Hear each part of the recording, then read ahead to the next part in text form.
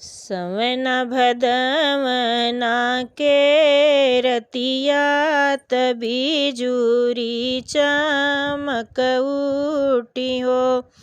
रामा उठतई कमरिया में पीर हो मके ही के जगावँ हो।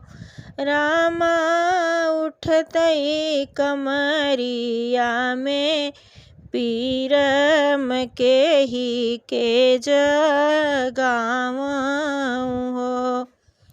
सासु त सोवई वो सरवा ननद गज ओबर हो। ननद गज ओबर हो।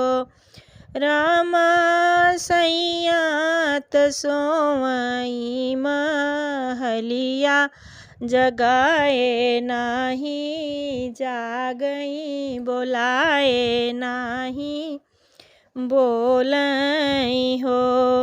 सासु के काटे चकोटिया ननद के ही लाए हो। रामा सैया कऊँगुली दबायो हो तबहु नाही जागई हो तबहु नाही जागई हो। सासु त मुख से बोलई ननद उठी बैठई ननद उठी बैठई हो। माया भाभी के भूसैल बताव भूसैल भाभी लिपई हो। भूसैल भाभी लिपई हो।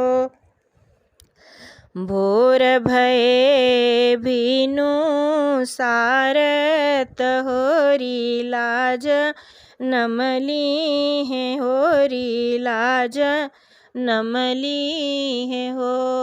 रामा एक गोड़ नाचई नदिया हो कंगन भौजी लेबई हो। कंगन भाभी लेबई हो। इतना बचन सुनी भाभी त गुधुनु गुधुनु करई हो। ननदी कैल भूसवले का सुधिया हो करे जे हमरे सालई हो करे जे हमरे सालई हो। दुअर से आए जब सैया त धन से रज करई हो।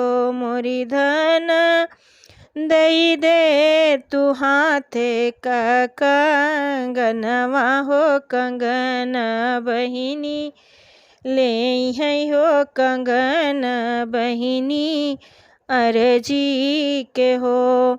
कंगना न तो हई खरीद न तो हई मोल कैल हो। मोरे राजा कंगना ही है हमरे पापा क दिहल नाही जाई हो। कंगन नाही देबई हो कंगन नाही देबई हो। जऊधन कंगना न देबू विदेश चला जाबई लवटी नाही आईब हो। कंगना उतारी धन फेंकई अंगनवा के बीच हो। अंगनवा के बीच हो। मोरी ननदी पहिरऊ हमरा कंगनवा कंगन हम दिहे हो कंगन हम दिहे हो।